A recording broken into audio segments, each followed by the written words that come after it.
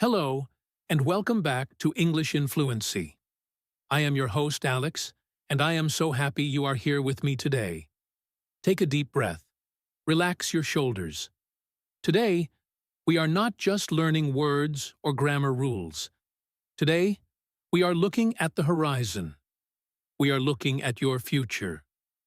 Have you ever felt that your dream of speaking English fluently is too far away? Maybe you feel like you are walking through a thick fog, and you cannot see the road ahead. I want you to know that this feeling is normal. Every learner feels this way at some point. But I also want to tell you something very important.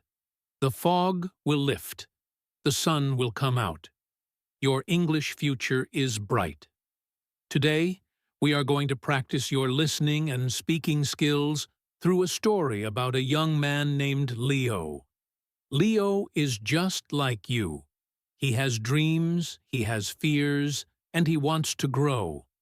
Through his journey, we will learn phrases, we will practice pronunciation, and we will discover why you must keep learning and keep growing. So, listen carefully. When I ask you to repeat a phrase, please say it out loud. Let your voice fill the room. Let us begin. Our story begins on a rainy Tuesday afternoon in a small, busy city. Leo was sitting in his favorite chair by the window in the city library. Leo was 24 years old. He was a graphic designer who loved to draw and create beautiful images on his computer. He had a big dream. Leo wanted to work for an international company. He wanted to travel to London, New York, and Sydney. He wanted to meet people from all over the world and share his art. But there was one big problem. Leo felt that his English was not good enough. He looked down at the textbook on his lap. The book was heavy, and the words seemed to dance on the page, mocking him. He sighed deeply. It was a heavy, sad sigh. I want you to practice this feeling with me. Say this sentence out loud. I want to reach my goals, but it feels so hard. Try it again. I want to reach my goals, but it feels so hard. That is exactly how Leo felt. He closed the book and looked out the window at the rain falling on the street. He thought to himself that maybe he should just give up. Maybe he should just stay in his small town and forget about the big world. Just then, a woman sat down at the table across from him. Her name was Mrs. Higgins.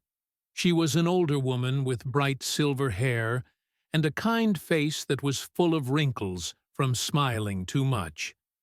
She was holding a very thick book written entirely in English. Mrs. Higgins noticed Leo staring out the window. She saw the closed English textbook on his lap.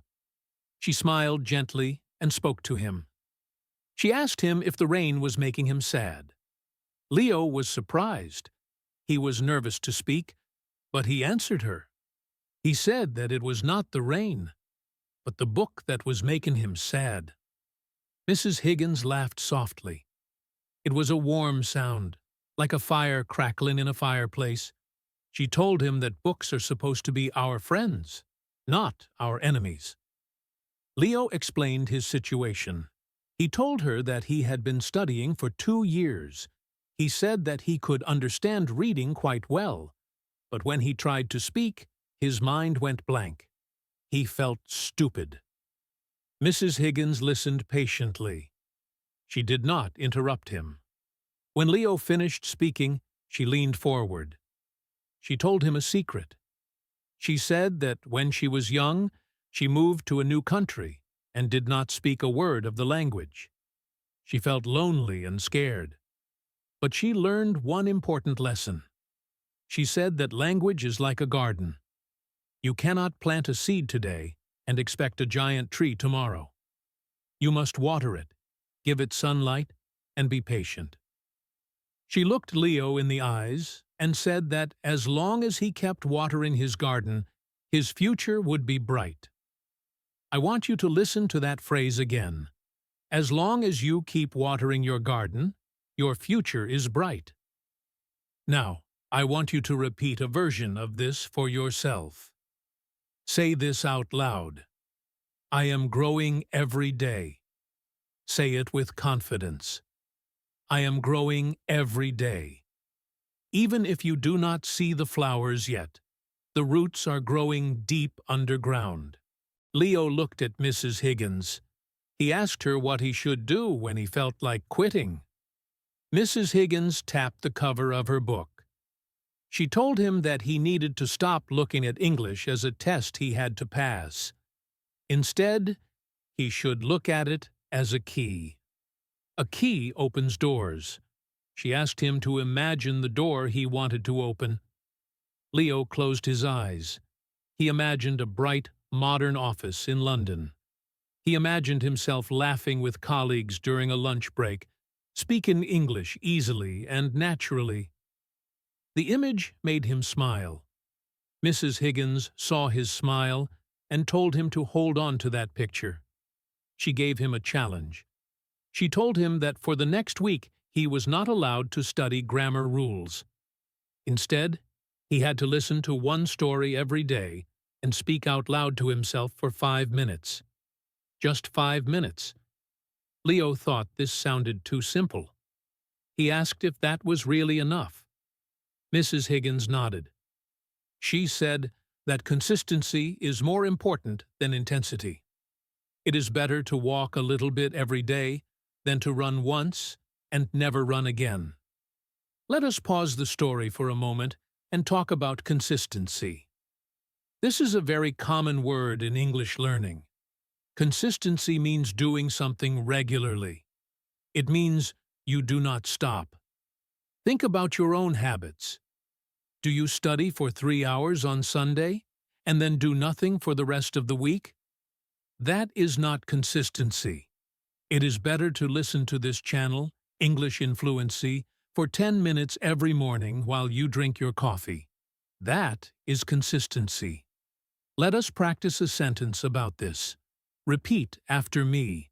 I will keep learning, step by step. Again, louder this time. I will keep learning, step by step. Very good. Remember, Leo was skeptical, but he decided to try Mrs. Higgins's advice. He left the library that day feeling a little bit lighter. The rain had stopped, and the clouds were breaking apart. A small ray of sunlight hit the wet pavement. It was a sign. The next day, Leo started his challenge. He woke up early. Usually, he would look at his phone and check social media. But today, he put on his headphones. He found a podcast about art and design in English. He did not understand every word. In the past, this would have made him frustrated. He would have stopped and looked up every word in the dictionary. But he remembered Mrs. Higgins. She had told him to just let the language wash over him like music. So, he just listened. He heard the speakers laughing. He heard the rhythm of their sentences. He caught words like creative, shadow, color, and perspective. He realized that he understood the main idea, even if he missed the details. This was a big breakthrough for Leo. He was listening for meaning, not for perfection. After listening, it was time for the second part of the challenge. He had to speak for 5 minutes. Leo stood in front of his bathroom mirror. He felt a little silly. He looked at his reflection and took a deep breath. He decided to introduce himself to an imaginary boss. He said, "Hello, my name is Leo. I am a graphic designer. I love to create simple and clean designs." He stumbled on the word create. He said it wrong. He paused. His old habit was to get angry. But he decided to be kind to himself. He smiled at his reflection and said it again. Create. Create. I love to create. He spoke about his breakfast. He spoke about the weather. He spoke about the bus he had to catch. The 5 minutes passed very quickly. When he finished, He felt proud. He had spoken English, and nobody had laughed at him. He was his own best teacher. Days turned into weeks. Leo went back to the library every Tuesday, hoping to see Mrs. Higgins, but she was not there. However, Leo did not stop. He kept his promise. He listened to stories on his way to work. He narrated his life while he cooked dinner. He would say things like, "Now I am chopping the onions. The onions are strong. I am crying a little bit." It was simple, but it was keeping his brain active. One afternoon, Leo received an email. It was from a small company in Canada. They had seen his online portfolio and liked his designs. They wanted to have a video call with him to discuss a freelance project. Leo's heart started to beat very fast. This was his dream. But fear came rushing back. A video call? In English? What if he didn't understand? What if he froze? He almost wrote back to say no. He almost deleted the email. But then he remembered the image of the door. He remembered Mrs. Higgins saying that English is a key. This was the door opening. He could not turn away now. He replied to the email. He wrote, "Thank you for your interest. I would love to discuss the project. I am available on Thursday." After he hit send, he felt a mixture of excitement and terror. I want you to check in with your own feelings right now. Have you ever been afraid to say yes to an opportunity because of your English? That fear is a sign that you are growing. If you are not a little bit afraid, you are not learning. Let us practice a brave sentence together. Repeat after me. I am ready for new challenges. Say it again, and believe it. I am ready for new challenges. Thursday arrived. Leo put on his best shirt. He sat at his desk and opened his computer. He had a glass of water next to him because his throat felt dry. The video call started. A man appeared on the screen. His name was Mark. Mark had a friendly face and a beard. He said, "Hi, Leo. How are you doing today?" Leo took a breath. He didn't think about grammar. He didn't translate in his head. He just answered, "I am doing well, Mark. Thank you. I am very excited to talk to you." The conversation flowed. It wasn't perfect. Leo made mistakes. At one point, he forgot the word for deadline. He paused and said, "I am sorry. The time when we must finish the work." Mark understood immediately. He said, "Oh, the deadline? Yes, the deadline is next month." Leo realized something amazing in that moment. Mark did not care about Leo's grammar. Mark cared about Leo's ideas. Mark cared about the designs. English was just the bridge to connect their minds. They talked for 20 minutes. Leo explained his artistic style. He asked questions about the project. When the call ended, Leo sat back in his chair. He felt exhausted, but he also felt exhilarating joy. He had done it. He had used the key. He realized that fluency is not about knowing every word in the dictionary. Fluency is about connection. It is about not letting the fear stop you. The next week, Leo went to the library. He wanted to tell Mrs. Higgins the good news. He looked for her silver hair among the bookshelves. Finally, he saw her. She was sitting in the same spot, reading the same thick book. Leo walked over to her. He was beaming with happiness. He told her about the email, the call, and the project. He told her that he made mistakes, but he survived.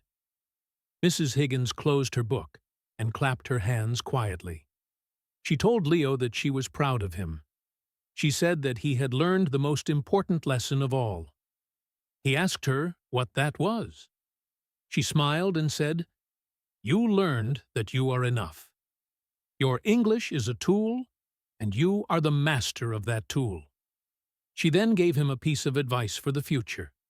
She said, "Leo, this is just the beginning.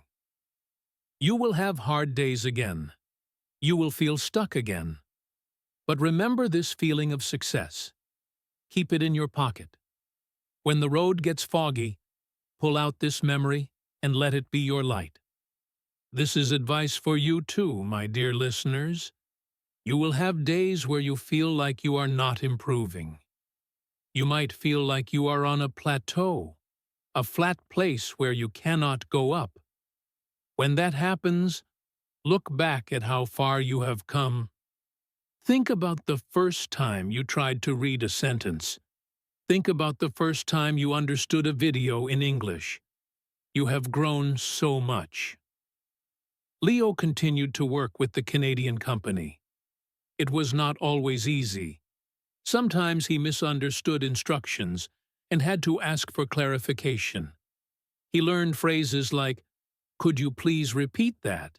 and "Let me make sure I understand correctly."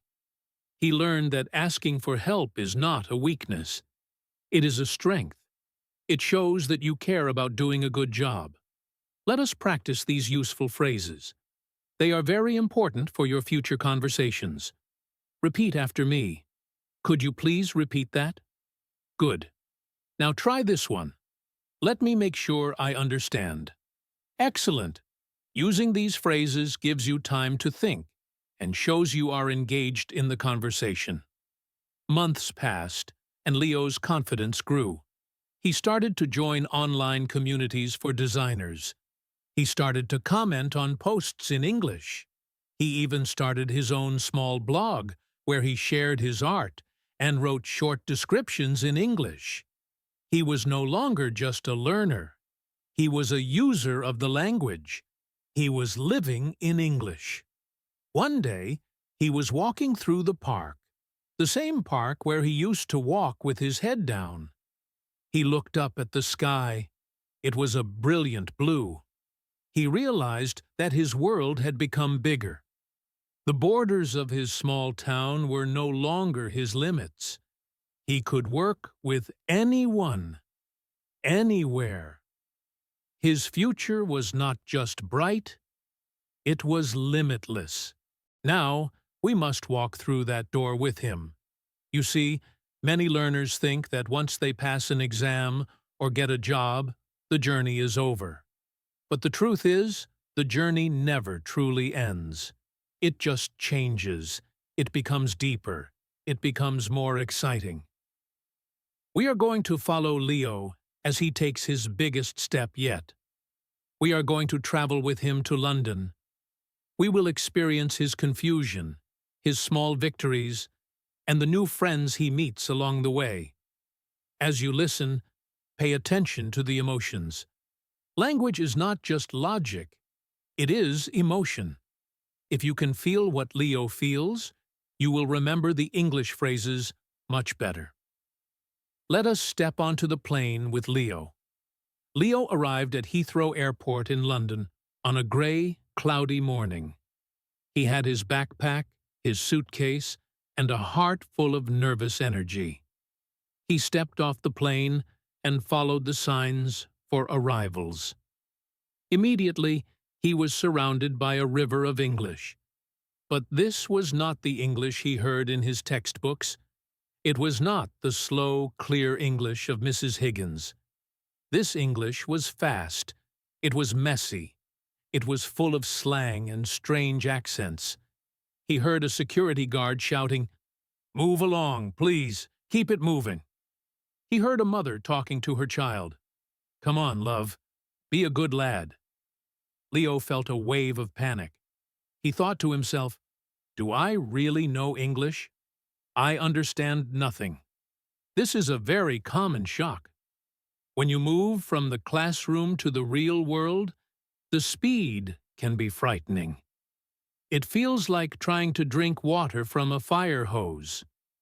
Leo needed to buy a train ticket to the city center. He approached the ticket counter. There was a man behind the glass who looked very tired. Leo practiced his sentence in his head 3 times. I would like one ticket to Paddington Station, please. It was a perfect sentence. He walked up to the counter and said it. The man looked at him and said something that sounded like, "Single or return?" Leo froze. He had not prepared for this question. His mind went blank. The man sighed and said it again, louder. "Single or return, mate?" Leo realized he did not know the word return in this context. In his book, it was round trip. He stammered, just to go there. Not come back today.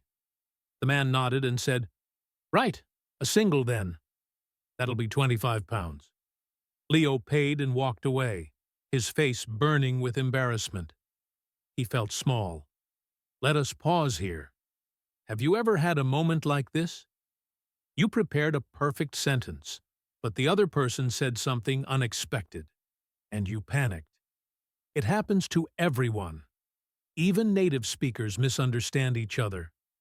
The lesson here is adaptability. You cannot memorize every script. You must learn to explain what you mean when you don't know the exact word. Leo did a great thing.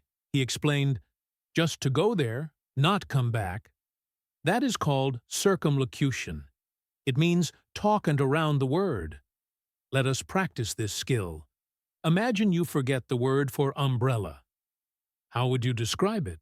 You might say, the thing I hold over my head when it rains. Let us try another one. Imagine you forget the word for refrigerator. Say this out loud. It is the cold machine where we keep food fresh. Try it. It is the cold machine where we keep food fresh. Very good. Never be afraid to describe what you mean. Leo found his seat on the train. The train rattled and hummed as it sped towards the city. He looked out the window at the brick houses passing by. He took out his phone and typed a message to Mrs. Higgins, even though he knew she wouldn't see it immediately. He wrote, "The real world is faster than the books." He put his phone away and decided to listen. He closed his eyes. He stopped trying to understand every single word and just listened to the rhythm. He heard the announcement, "The next station is Paddington." He heard a group of teenagers laughing. Slowly, his panic began to fade. He realized that he didn't need to understand 100% to survive. He just needed to understand enough. When Leo arrived in the city, he was hungry. He found a small cafe with a sign that said, "Traditional English Breakfast." He went inside. The smell of fried eggs and coffee filled the air. He sat at a small table. A waitress with pink hair came over. She smiled and said, "What can I get you, darling?" Leo liked that she called him darling. It felt friendly. He ordered the breakfast and a coffee. While he ate, he opened his sketchbook. He started to draw the people in the cafe. Drawing always helped him relax. As he was shading a drawing of a man reading a newspaper, someone bumped into his table. Coffee spilled a little bit onto the saucer. "Oh, I am so sorry," a voice said. Leo looked up. Standing there was a young woman with bright glasses and a heavy backpack. She looked flustered. "I am so clumsy today," she said, grabbing a napkin to help clean the spill. Leo smiled and said, "It is okay. No problem. It is just a little coffee." The woman sat down at the table next to him. She saw his sketchbook. "Wow," she said. "Did you draw that? That is amazing." Her accent was different. It was melodic and rhythmic. Leo thanked her. He asked, "Where are you from?" She smiled. "I am Elena. I am from Italy. I am here studying English and art history. And you?" Leo felt a spark of connection. "I am Leo. I am a graphic designer. I just arrived today." They started talking. Elena had been in London for 6 months. She told Leo about her first week. She told him how she got lost on the subway for 2 hours because she got on the wrong train. She told him how she accidentally ordered spicy food instead of mild food and couldn't feel her tongue for an hour. They both laughed. Leo realized that he was laughing in English. He wasn't translating. He was just enjoying the moment. Elena said something very profound. She said, "You know, Leo, speaking English is not about being perfect. It is about sharing your story. If you make a mistake, but we still understand each other, then it is a success." Let us cherish that thought. Connection over perfection. Many of you watching this video are afraid of making mistakes because you think people will judge you. But usually, people are kind. People want to connect. Elena was not judging Leo's grammar. She was admiring his art. Let us practice some phrases for meeting new people. These are great icebreakers to start a conversation. Repeat after me. What brings you to this city? Good. Let us try another one. How do you like living here so far? One more, with a smile in your voice. It is nice to meet you. Excellent. When you ask questions, you take the pressure off yourself. You let the other person talk, and you get to practice listening. Leo and Elena exchanged phone numbers. Elena invited him to a language exchange meetup that evening. She explained that it was a group of people from all over the world who met at a pub to practice English. Leo was hesitant. A group of strangers? In a noisy pub? It sounded terrifying, but he remembered his promise to Mrs. Higgins. He remembered the door. He said yes. That evening, Leo walked into the pub. It was loud. There was music playing and the sound of dozens of conversations mixing together. He saw Elena waving from a corner booth. He walked over. There were 5 other people at the table. There was a man from Brazil, a woman from Japan, a student from Germany, and a guy from France. They were all drinking and laughing. Elena introduced Leo. "Everyone, this is Leo. He is a talented artist." Everyone said hello. They made space for him. The man from Brazil, his name was Carlos, asked Leo, "So, Leo, what is the hardest thing about English for you?" Leo thought for a moment. He decided to be honest. "The hardest thing is that I feel like I have 2 personalities. In my own language, I am funny and smart. In English, I feel like a child. I cannot express my true self." The table went silent for a second, and then everyone started nodding vigorously. "Yes," cried the woman from Japan. Her name was Yuki. "I feel exactly the same. I want to tell a joke, but by the time I translate it, the moment is gone." They spent the next 2 hours sharing their struggles. They talked about the phrasal verbs that make no sense. Why do we say, "turn up the volume," but "turn down" an offer? Why is "look after" different from "look for"? They laughed at the craziness of the English language. And in that shared struggle, Leo found a community. He realized that every learner is in the same boat. He wasn't alone in the fog. There were thousands of others walking with him, holding flashlights, trying to find their way. This boosted his confidence immensely. He spoke more that night than he had in the last 2 years. He realized that when you relax, the words come easier. Anxiety blocks your brain. Fun unlocks it. I want to ask you, my dear listener, do you have a community? Do you have a partner or a friend you can practice with? If not, that is okay. You can find them online. You can comment on this video and find a partner. You can join groups. But do not isolate yourself. Language is a social tool. It is meant to be shared. Let's practice a sentence about this. Repeat after me. I learn better when I learn with others. Again. I learn better when I learn with others. And let's try one more about confidence. I am allowed to make mistakes. Say it loud. I am allowed to make mistakes. Mistakes are just stepping stones to fluency. The next few weeks in London were a whirlwind for Leo. He met with the company he was freelancing for. The meetings were intense. They used business words like strategy, target audience, deliverables, and ROI. Leo had to study these words at night.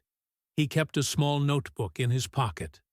Every time he heard a new word, he wrote it down. He didn't just write the translation. He wrote a sentence using the word.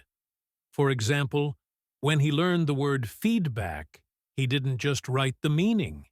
He wrote, "My boss gave me positive feedback on my design."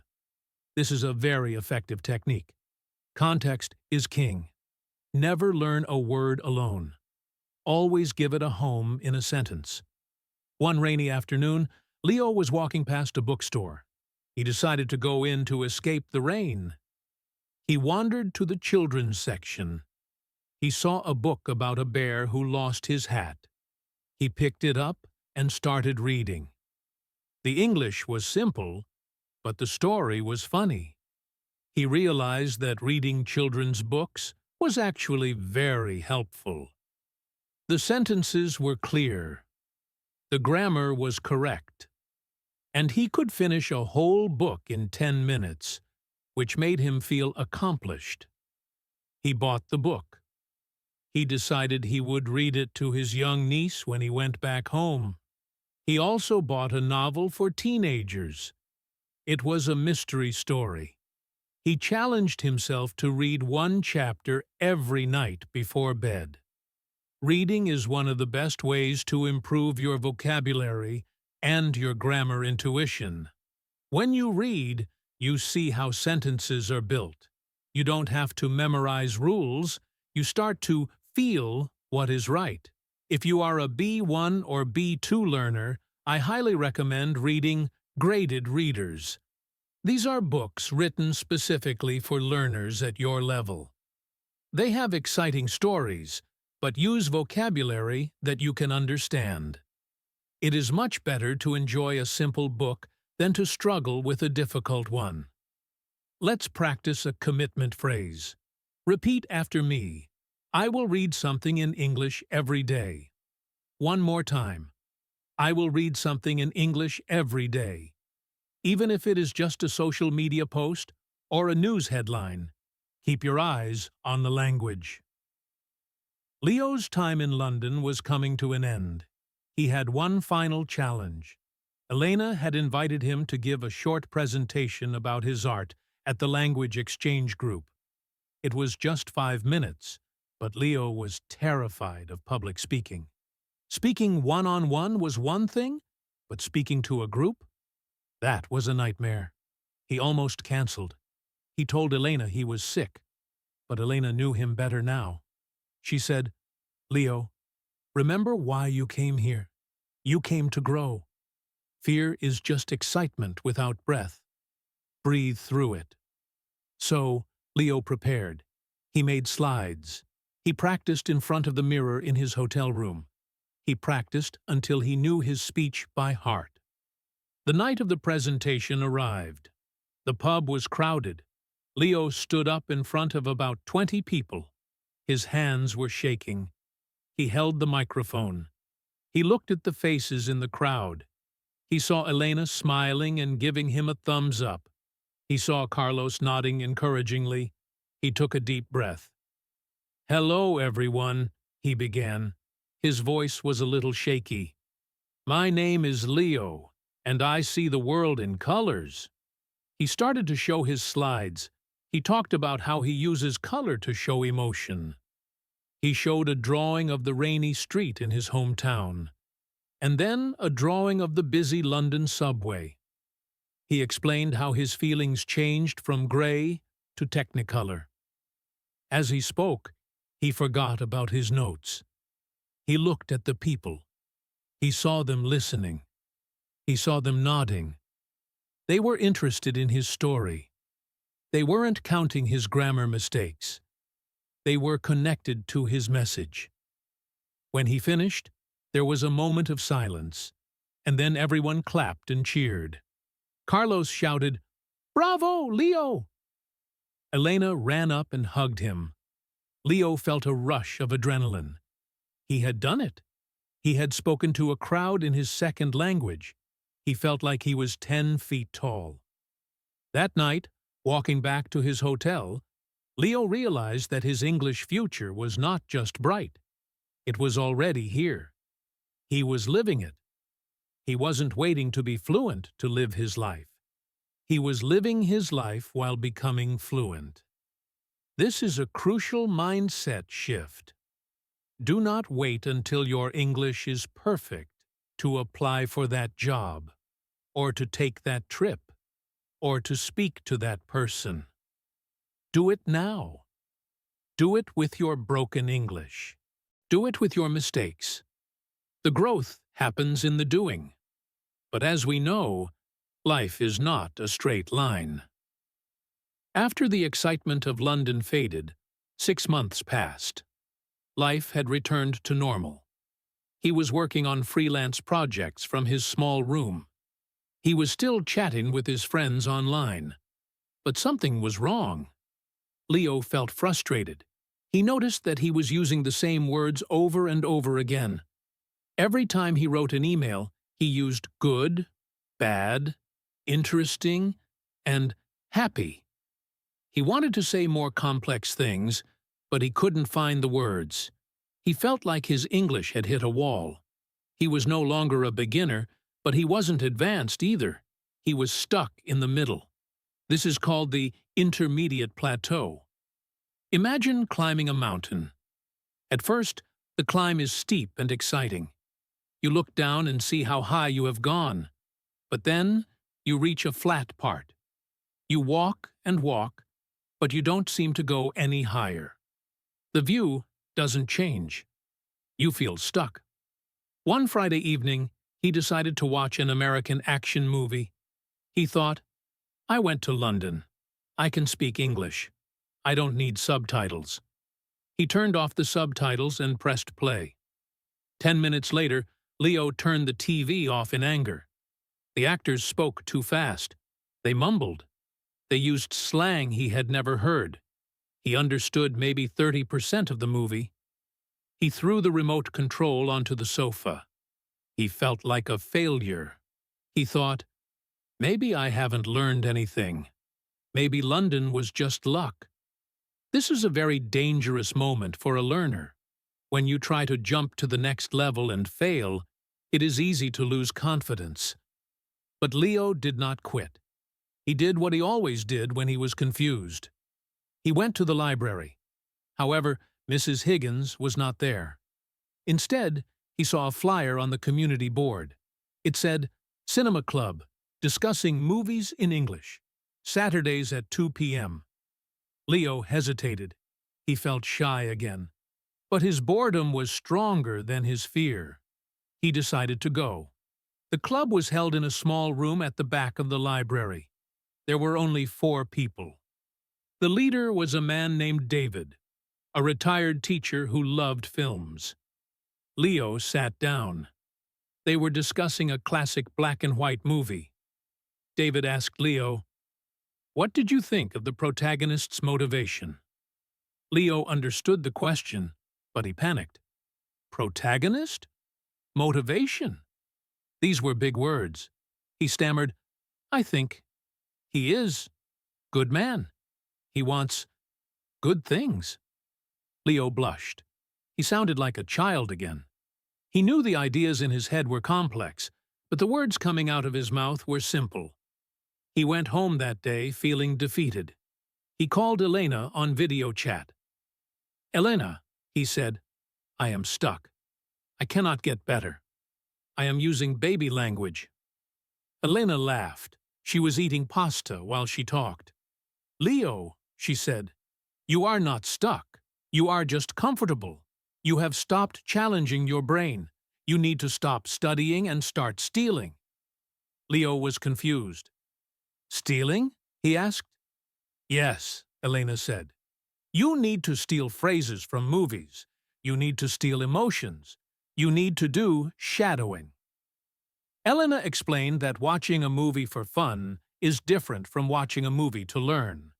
When you watch for fun, you are passive. You are a potato on the sofa. When you watch to learn, you must be a hunter. You must hunt for new expressions. She gave him a challenge. She told him to pick one scene from a movie, just 2 minutes long. She told him to listen to it 10 times. Then he had to repeat the lines at the exact same time as the actor. He had to copy the speed, the emotion, and the melody. This is called shadowing.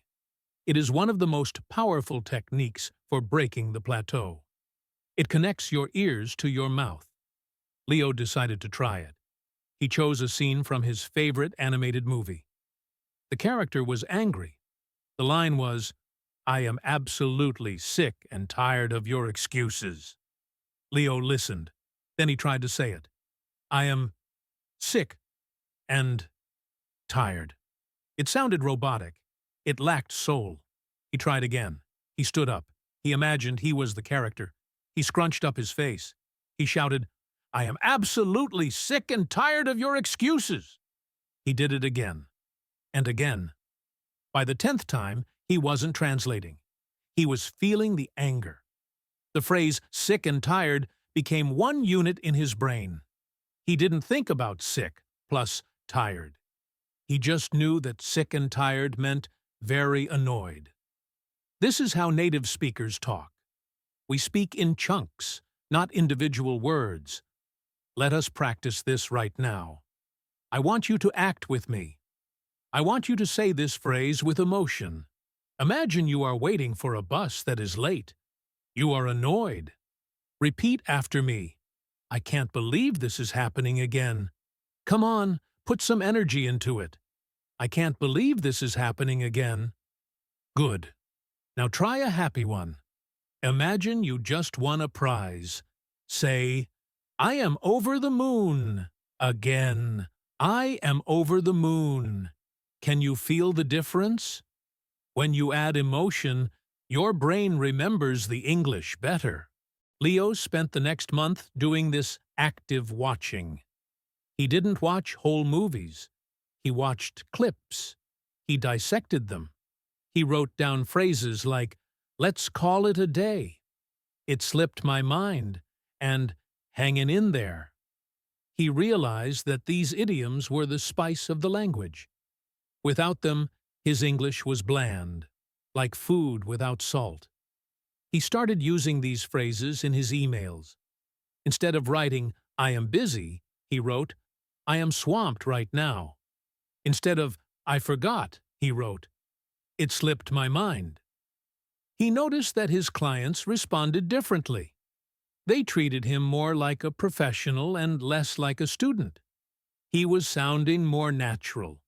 He went back to the cinema club. This time, they were discussing a thriller. David asked, "Why do you think the thief stole the painting?" Leo took a deep breath. He remembered a phrase he had practiced. He said, "Well, to be honest, I think he was biting off more than he could chew. He wanted to prove himself, but he was in over his head." The room went silent. David smiled. "Excellent use of idioms, Leo. In over his head is a perfect description." Leo felt a warm glow in his chest. He had climbed up from the plateau. He was moving again. This part of the journey teaches us a vital lesson. To get from intermediate to advanced, you cannot just learn more grammar rules. You have to learn nuance. You have to learn the music of English. You have to listen to how people really speak, not just how textbooks say they speak. Around this time, Leo's friend Elena sent him a message. "Leo, I have big news. I am moving back to Italy. I finished my course." Leo felt a pang of sadness. Elena was his English partner. She was his cheerleader. "But before I go," she wrote, "I want to visit you. I want to see your city." Leo was excited but also nervous. Hosting a guest in English? In his own house? For a whole weekend? That was a 48-hour speaking test. He cleaned his apartment. He bought food. He practiced giving a tour of his city in front of the mirror. "On your left, you will see the old town hall." Elena arrived on a sunny Saturday. Seeing her in person was different from the video screen. They hugged. For the first hour, it was a little awkward. They were shy. But then, they started walking through the city. Leo showed her the library where he met Mrs. Higgins. He showed her the park. He showed her the best ice cream shop. As he walked and talked, he realized something amazing. He wasn't thinking about English. He was thinking about his city. He was thinking about showing his friend a good time. The language had become invisible. It was just the air they breathed. At dinner that night, Elena said, "Leo, your English has changed." Leo looked at her. "Really? How?" She smiled. "You are not trying so hard anymore. You just speak. You have found your own voice." That was the greatest compliment Leo could receive. Finding your voice in a second language is the ultimate goal. It means you are not just a translator of your thoughts. You are yourself, in English. After Elena left, Leo felt a renewed sense of purpose. He realized that he wanted to use his English for something bigger than just freelance work. He wanted to teach, not grammar, but art. He wanted to make YouTube tutorials about graphic design, in English. This was a scary idea. Putting his voice on the internet? For the whole world to critique? But he remembered the plateau. He knew that the only way to keep climbing was to find a steeper path. Teaching would be his new mountain. He recorded his first video. "Hi guys, welcome to my channel. Today I will show you how to draw a realistic eye." His voice shook a little. He made a few grammar mistakes, but he posted it. He waited. The first comment appeared. It was from a user in India. "Thank you. This is very helpful. I love your explanation." Leo smiled. He replied, "You are welcome." He had connected with someone halfway across the world. His English was now a bridge for others. But just as he was finding his rhythm, a new challenge appeared in his inbox. A challenge that would require more than just idioms. Leo's YouTube channel for graphic design was growing. He felt good. One Monday morning, he opened his inbox and saw an email that made his coffee cup shake in his hand. The subject line read, "Partnership Inquiry, Sterling Corp." Sterling Corp was a massive international marketing agency. The email was from a man named Mr. Sterling. It was very short and very direct. It said, "Dear Leo, we have seen your work. We have a rebranding project for a major tech client. We need a lead illustrator. Are you available for a call tomorrow at 9 a.m. EST? Send your rates immediately." Leo read it twice. This was the big leagues. This was the opportunity that could change his career forever. But panic set in. "Send your rates immediately. 9 a.m. EST. The tone was cold. It was intimidating. Leo started to type a reply. He typed, "Hi, Mr. Sterling. Yes, I want the job. I am free tomorrow. My price is $50 per hour. Thanks, Leo." He looked at the draft. It felt wrong. It felt too casual. It sounded like he was texting a friend, not talking to a CEO. He realized that in his native language, he knew exactly how to be formal. He knew which words to use to show respect. But in English, he only knew how to say, "I want" and "I can." He didn't know how to dance the delicate dance of business politeness. He didn't send the email.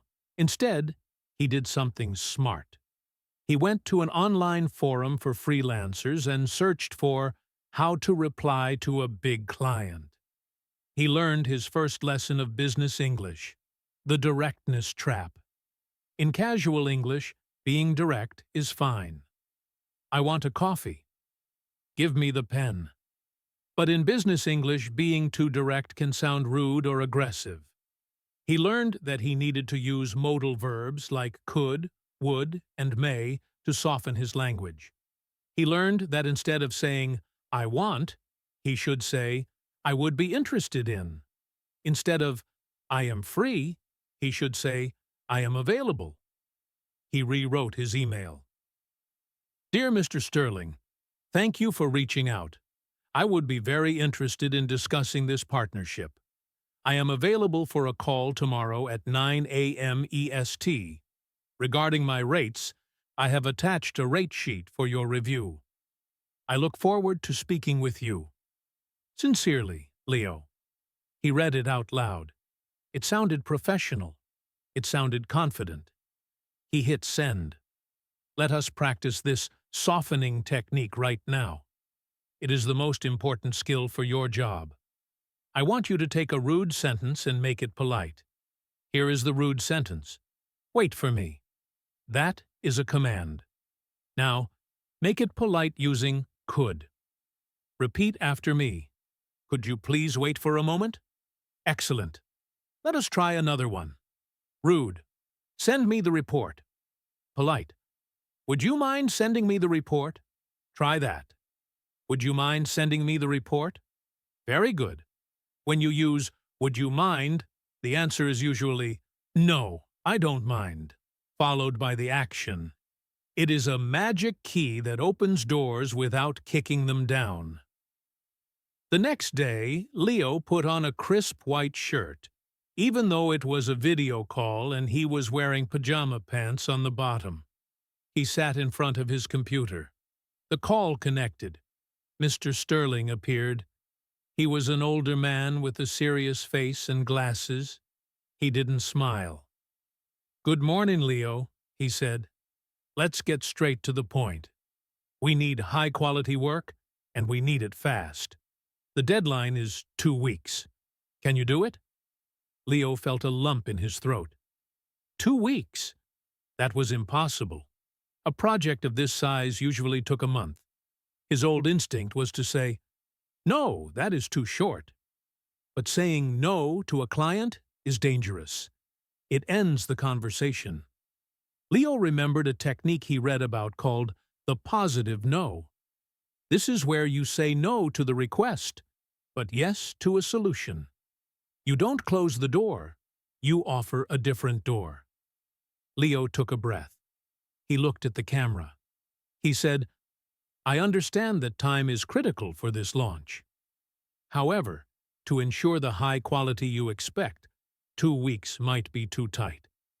I would propose a timeline of 3 weeks. This will allow for proper revisions. How does that sound to you? Mr. Sterling paused. He looked at Leo. He wasn't angry. He was considering it. 3 weeks, Mr. Sterling muttered. If you can guarantee the quality, we can make 3 weeks work. Leo exhaled. He had done it. He had negotiated. Negotiation is not about fighting. It is about finding a middle ground. And to do that in English, you need specific phrases.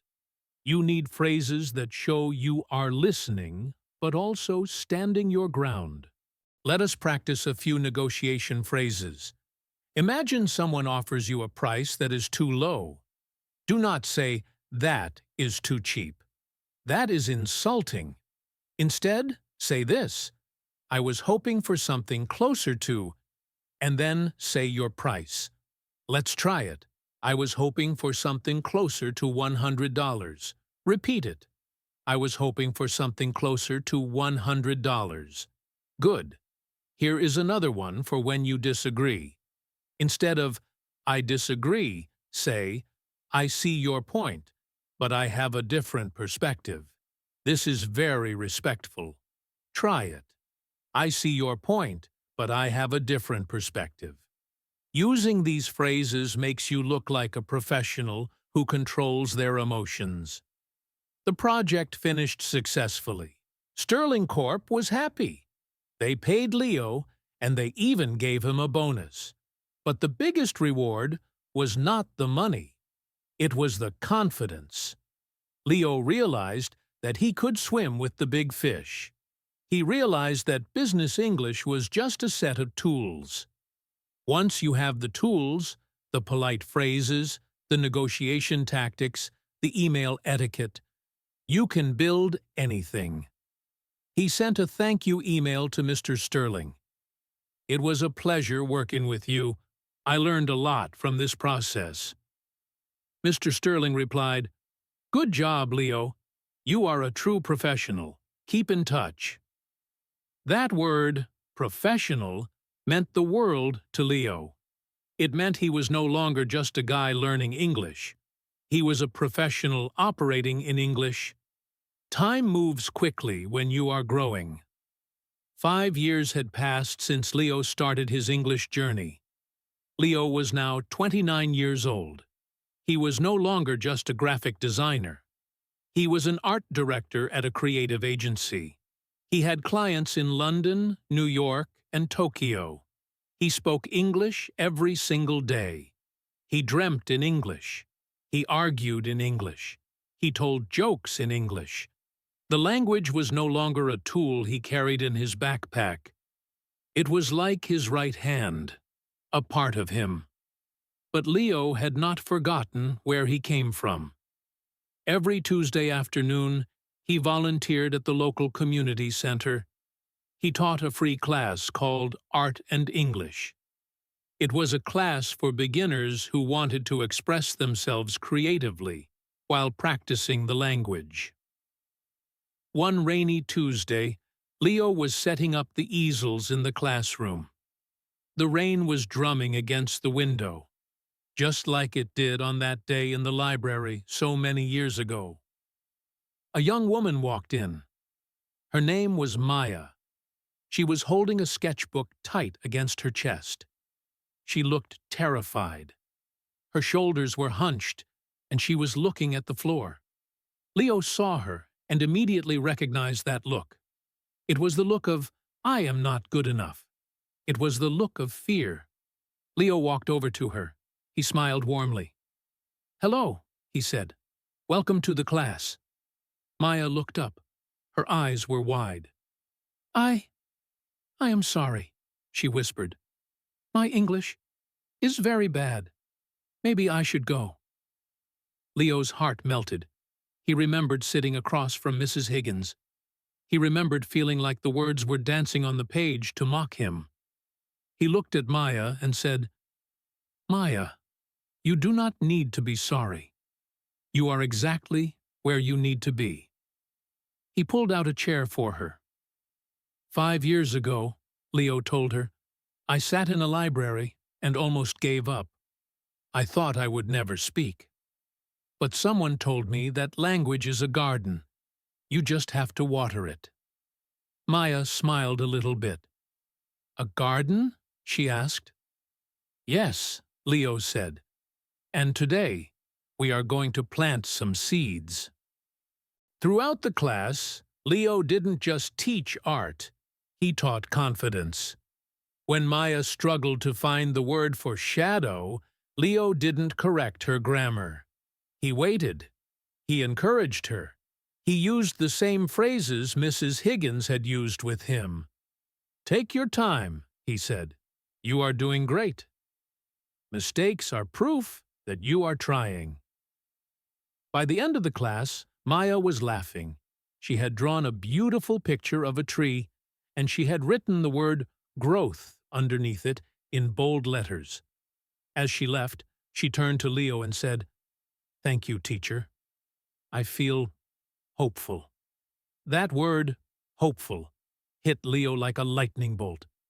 He realized that this was the true purpose of his journey. It wasn't just about getting a job or making money. It was about connection. It was about passing the light to the next person. He realized that by teaching Maya, his own English got stronger. He had to explain concepts simply. He had to be patient. This is known as the protégé effect. The best way to learn something is to teach it. You don't have to be a professor to teach. You just have to be one step ahead of someone else. If you know 5 words, teach someone who knows 0. If you are at level B1, help someone at level A1. I want to encourage you to find a way to give back. Maybe you have a younger cousin who is struggling with English at school. Help them. Maybe you have a friend who is just starting. Practice with them. When you explain a grammar rule to someone else, you understand it better yourself. Let us practice a phrase about helping others. Repeat after me. Helping others helps me grow. Say it with conviction. Helping others helps me grow. And another one. I have knowledge worth sharing. Yes, you do. I have knowledge worth sharing. Leo decided to visit the old city library one last time. He walked through the familiar doors. The smell of old paper and floor polish greeted him. It was a nostalgic smell. He walked to the corner by the window. The chair was there. But Mrs. Higgins was not. He felt a pang of sadness. He had not seen her in 2 years. He walked to the librarian's desk. "Excuse me," he asked. "Do you know Mrs. Higgins, the lady with the silver hair who used to sit by the window?" The librarian smiled gently. "Oh, Mrs. Higgins. She moved to the coast to live with her grandchildren, but she left a box of books for the library. She said they were for the dreamers."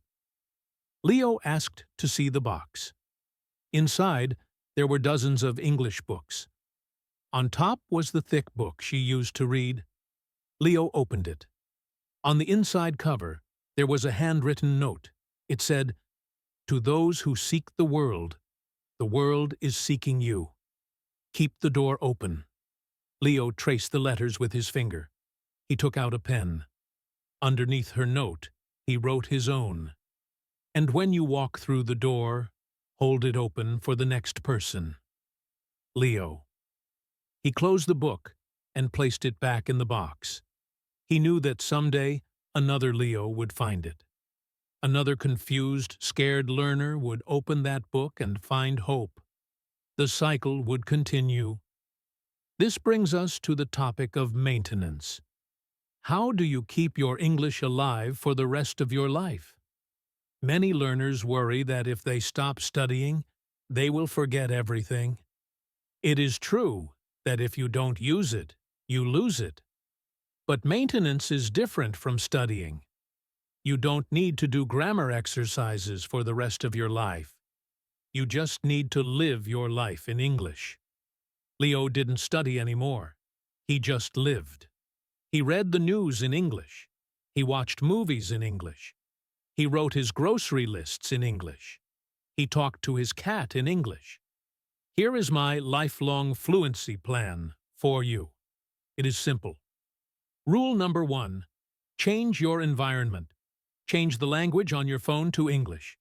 It forces you to learn words like settings, notification, and storage. It is a small change, but you see it 50 times a day. Rule number 2. Follow your passion. If you love cooking, watch cooking videos in English. If you love football, listen to commentary in English. If you do what you love, English becomes the vehicle, not the destination. You will forget you are learning because you are having fun. Rule number 3. Talk to yourself. We practiced this earlier with the narrator challenge. Keep doing it. In the shower, in the car, while washing dishes. It keeps the neural pathways in your brain strong. Rule number 4. Never say, "I speak bad English." Stop saying that. Say, "I speak English as a second language," and that is a superpower. Be proud of your bilingual brain. Leo eventually wrote a book about his designs. He wrote it in English. It was published and sold in bookstores around the world. On the back cover, there was a photo of him. He looked confident, happy, and professional. But if you looked closely at his eyes, you could still see the dreamer from the library.